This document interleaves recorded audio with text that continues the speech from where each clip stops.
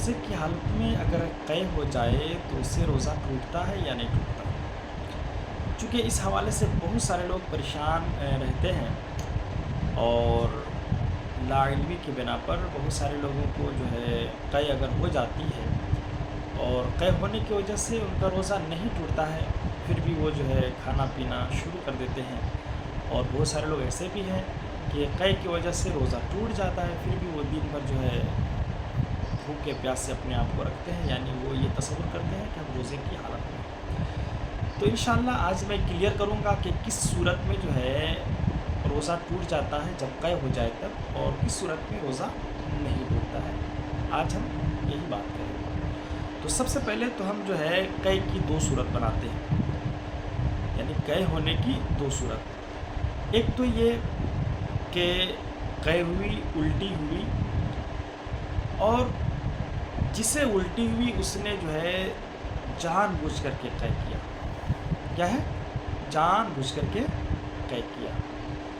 تو اب جان بوجھ کر کے قے کیا، تو اب یہ دیکھیں گے جو الٹی ہوئی ہے، قے جو ہوئی ہے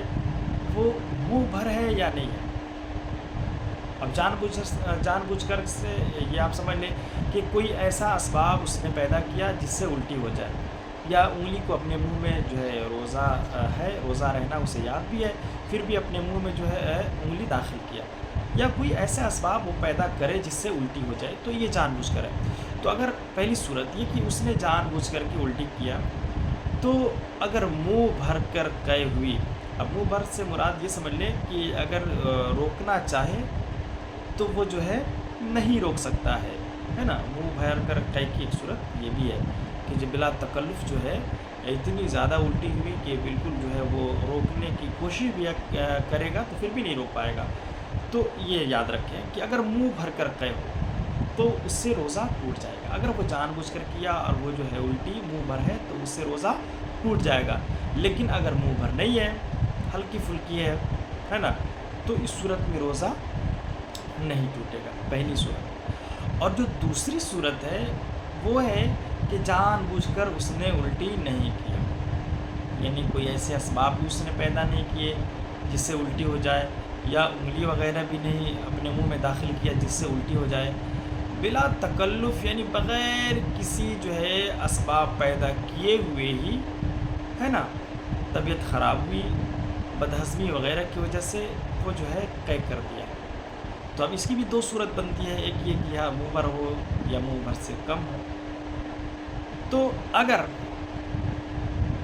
خود سے الٹی ہوئی، جان بوجھ کر اس نے نہیں کیا، دوسری جو صورت ہے، تو اس صورت میں چاہے وہ منہ بھر کر ہو یا تھوڑی سی ہو، دونوں صورت میں جو ہے روزہ نہیں ٹوٹے گا۔ تو ان باتوں کو آپ خیال رکھیں کہ دو صورت بنی تھی۔ ایک صورت تو یہ کہ جان بوجھ کر کرے، تو جان بوجھ کر جو ہے کرنے کی صورت میں اگر منہ بھر ہو، ہے نا، تو اس سے روزہ ٹوٹ جائے گا، اگر ہلکی پھلکی ہو تو اس سے روزہ نہیں ٹوٹے گا۔ لیکن اگر دوسری صورت جان بوجھ کر اس نے نہیں کیا، طبیعت خراب ہوئی، بدہضمی ہونے کی وجہ سے جو ہے قے ہوئی، الٹی ہوئی، تو اس صورت میں چاہے وہ منہ بھر کر ہو یا تھوڑی سی ہو، دونوں صورت میں جو ہے روزہ اس کا نہیں ٹوٹے گا، بالکل روزہ اس کا باقی رہے گا۔ اب اس میں بہت سارے لوگ یہ کرتے ہیں کہ جو ہے وہ لا علمی کی بنا پر اگر تھوڑی سی بھی قے ہو جاتی ہے نا، تو کیا ہے کہ وہ سمجھتے ہیں کہ جو ہے میرا روزہ خراب ہو گیا، اب جو ہے وہ کھانا پینا شروع کر دیتے ہیں، اور جو ہے اپنے آپ کو جو ہے یہ سمجھ لیتے ہیں کہ جب الٹی ہو گئی تو اب روزہ تو بالکل ختم ہو گیا۔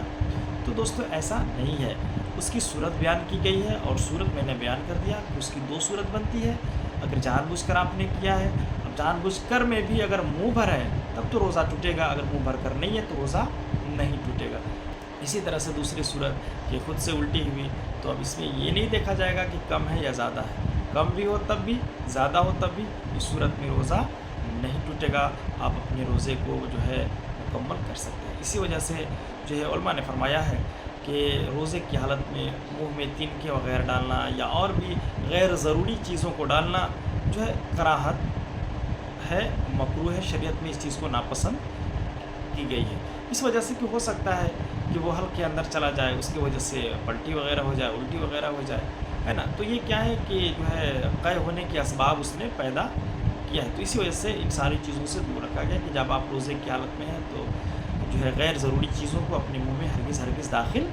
نہ کریں، تو ان ساری چیزوں سے بچا جائے اور ان ساری چیزوں کو آپ روزے کی حالت میں خصوصیت کے ساتھ خیال رکھیں۔